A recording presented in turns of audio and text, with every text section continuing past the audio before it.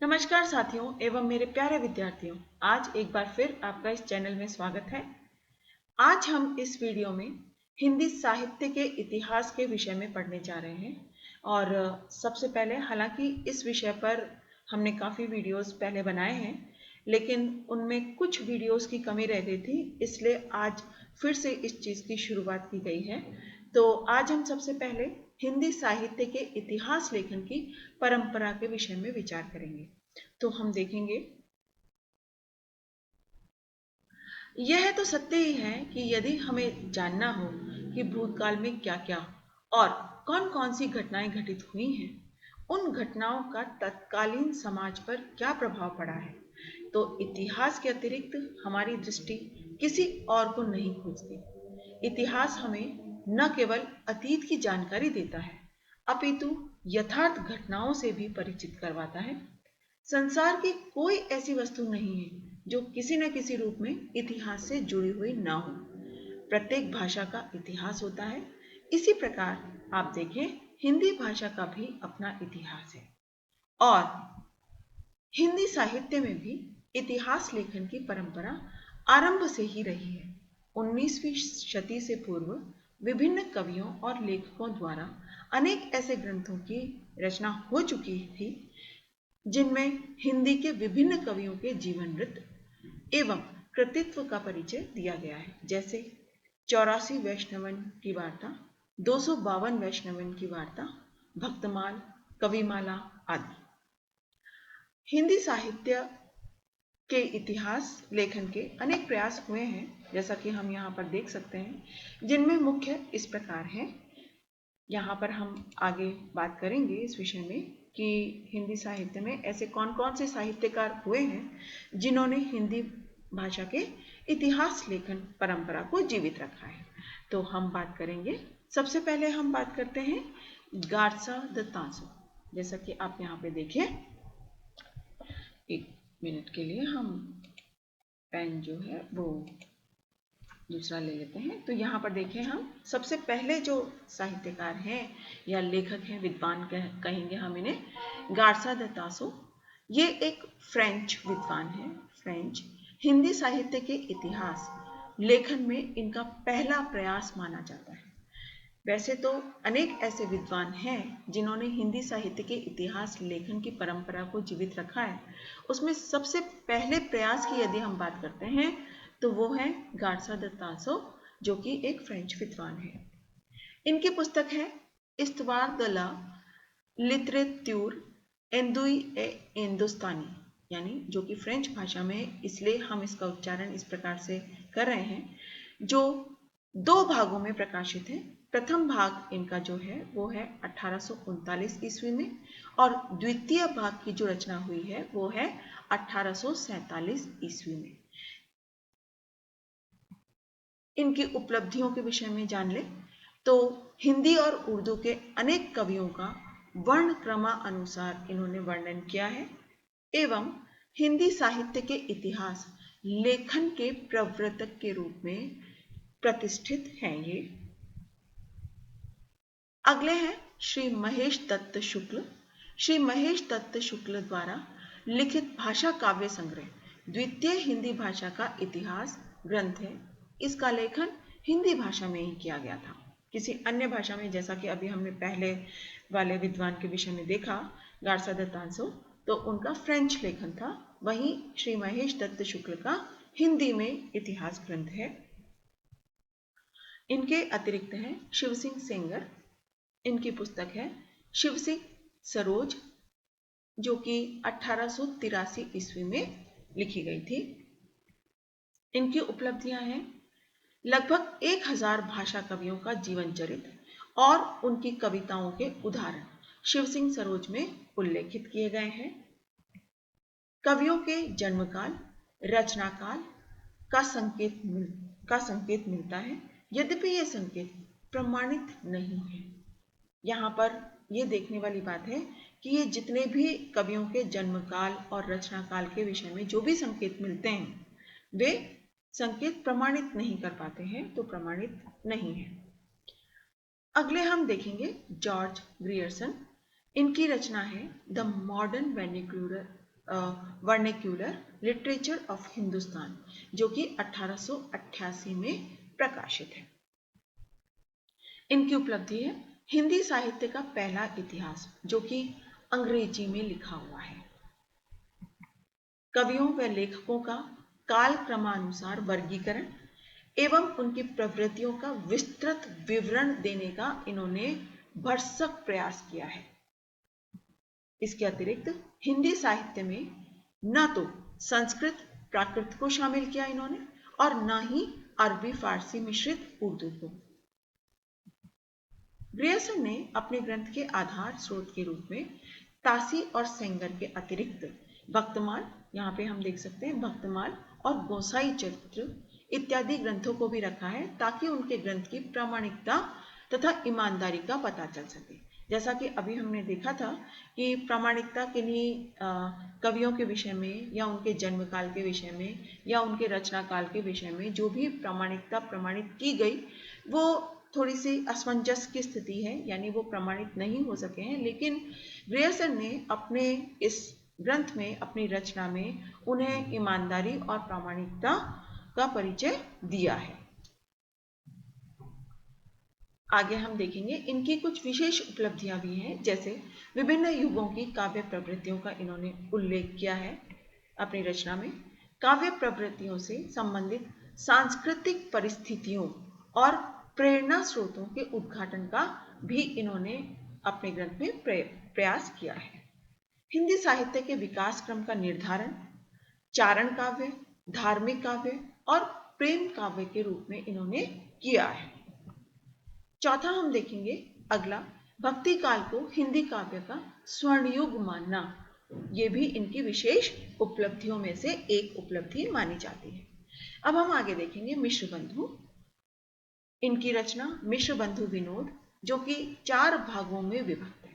प्रथम 3 भाग 1913 ईस्वी में प्रकाशित हुए हैं, परंतु चौथा जो भाग है वो 1934 ईस्वी में प्रकाशित है। 1934 में प्रकाशित किया गया है।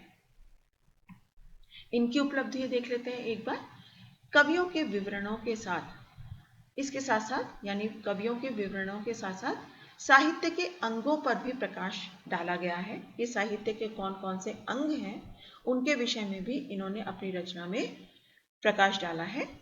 अज्ञात कवियों का विवरण देते हुए उनके साहित्यिक महत्व को स्पष्ट किया है।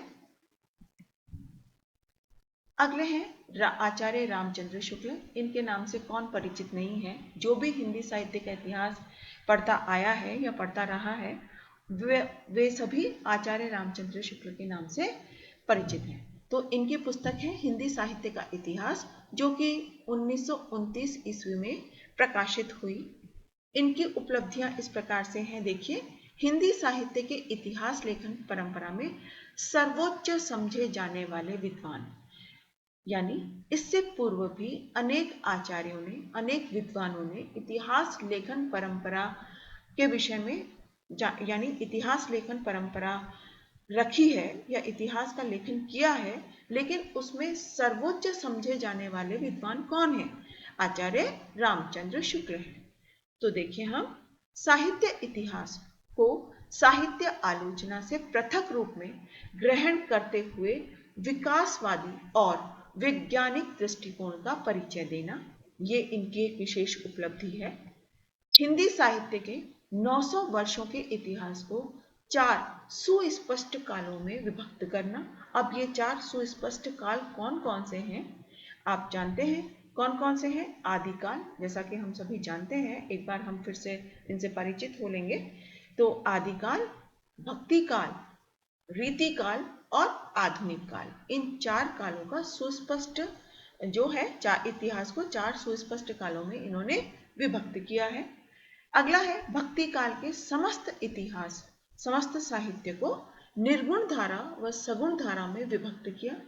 फिर प्रत्येक को 2-2 शाखाओं, और वे 2 शाखाएं कौन सी हैं? ज्ञानाश्रयी शाखा व प्रेमाश्रयी शाखा तथा राम भक्ति शाखा व कृष्ण भक्ति शाखा में विभक्त करके साहित्य अनुसंधानकर्ताओं के लिए सरल मार्ग तैयार करना, ये इनकी एक विशेष उपलब्धि है। जैसा कि हम सभी जानते हैं कि भक्ति काल जो है वो दो धाराओं में विभक्त किया गया है। पहली धारा है निर्गुण धारा, दूसरी धारा है सगुण धारा।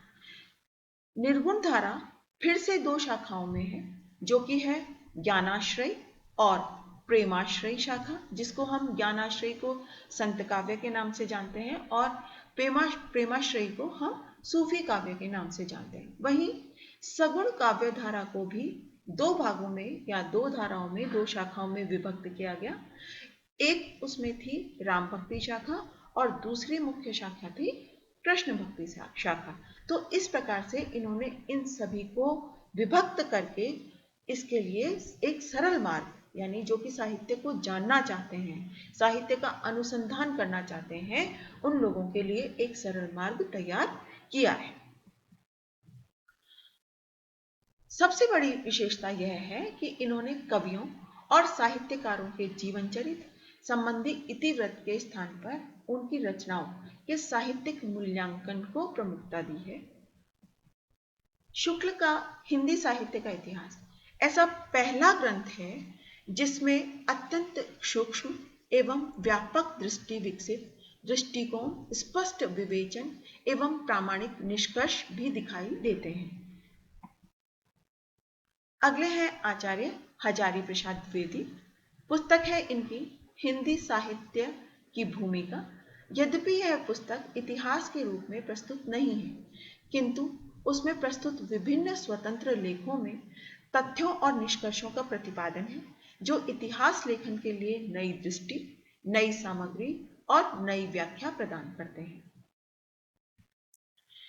द्विवेदी जी का एक उद्घोष भी है, जो कि है भक्ति आंदोलन न तो तदयुगीन, पराजित हिंदू जाति की निराशा, जाति की निराशा। यहाँ पे हम एक इसको ठीक करेंगे, जाति की निराशा से उद्वेलित है और न ही इस्लाम की प्रतिक्रिया है।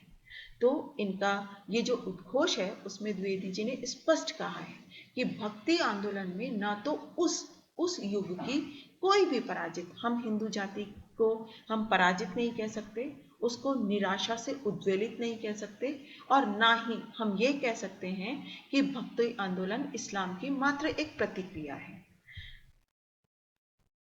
द्विवेदी जी की इतिहास से संबंधित अन्य पुस्तकें भी हैं। इसमें पहला नाम है हिंदी साहित्य उद्भव और विकास, हिंदी साहित्य का आदिकाल। इस प्रकार दो इनकी अन्य पुस्तकें हैं।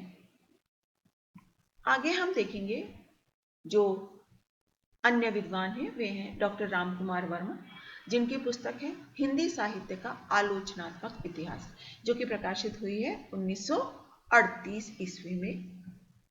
इनकी विशेष उपलब्धि है युगों व धाराओं के नामकरण में परिवर्तन कर उन्हें सरल रूप प्रदान करना।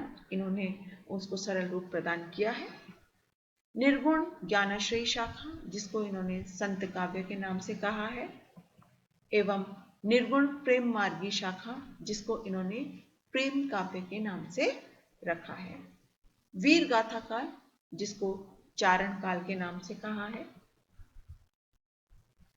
इसके पश्चात हम देखेंगे नागरी प्रचारणी सभा भी एक है, जिनकी पुस्तक है हिंदी साहित्य का वृहद इतिहास, जो कि 16 खंडों में प्रकाशित है। इसके पश्चात हम देखते हैं डॉक्टर गणपति चंद्र गुप्त, जिनकी पुस्तक है हिंदी साहित्य का वैज्ञानिक इतिहास, जो कि प्रकाशित हुई 1965 में। यह पुस्तक 3 खंडों में विभक्त है। कौन कौन से 3 खंड, एक बार हम देखते हैं। सबसे पहले है प्रारंभिक काल, जो कि है सन 1100, इसका समय माना जाता है सन 1184 से 1350 ईस्वी तक। मध्यकाल इसका द्वितीय है, मध्यकाल द्वितीय खंड है मध्यकाल, जिसका सन माना जाता है सन 1350 से 1857 तक। और तृतीय खंड माना जाता है आधुनिक काल, जो कि है सन 1857 से 1965 तक। तो इस प्रकार ये जो इनकी पुस्तक है हिंदी साहित्य का वैज्ञानिक इतिहास, ये 3 खंडों में विभक्त है, प्रारंभिक काल, मध्यकाल और आधुनिक काल। इसके पश्चात आते हैं डॉक्टर राम खिलावन पांडेय। इनकी पुस्तक है हिंदी साहित्य का नया इतिहास, जो कि 1969 1969 में प्रकाशित है, जो कि 6 भागों में विभाजित है। कौन कौन से 6 भाग हैं इसके, एक बार हम देख लेते हैं। पहला है संक्रमण काल। पहला भाग इसका है संक्रमण काल, जो कि है 1000 से 1400 ईस्वी। दूसरा है संयोजन काल, जो कि है सन 1401 से 1600 ईस्वी। तीसरा भाग है संवर्धन काल, जो कि है सन 1601 से 1800 ईस्वी। चौथा है संचयन काल, जो कि है सन 1801 से 1900 ईस्वी। पांचवा है संबोधि काल, सन 1901 से 1947 ईस्वी। और अंतिम छठा भाग है संचरण काल, जो कि है सन 1947 से आज तक।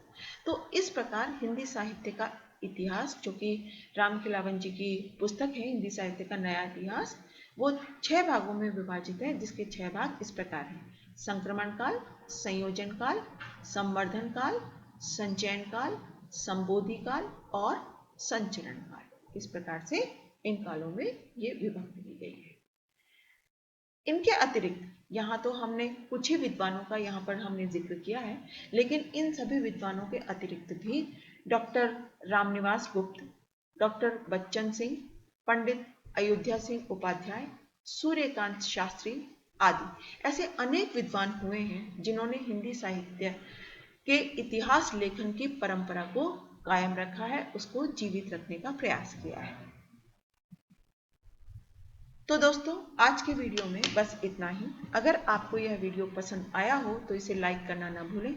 अपने जो कीमती लाइक्स हैं वो करना जारी रखें और अपने कमेंट्स भी ज़रूर लिखें और हमें बताएं कि आगे आपको किन वीडियोस की आवश्यकता है अपने कॉम्पिटिशन्स के लिए, आगामी जितने भी कॉम्पिटिशन्स एग्जाम्स हैं उनके लिए, और उसके लिए भी हम निरंतर प्रयास करते रहेंगे। आज की वीडियो में बस इतना ही।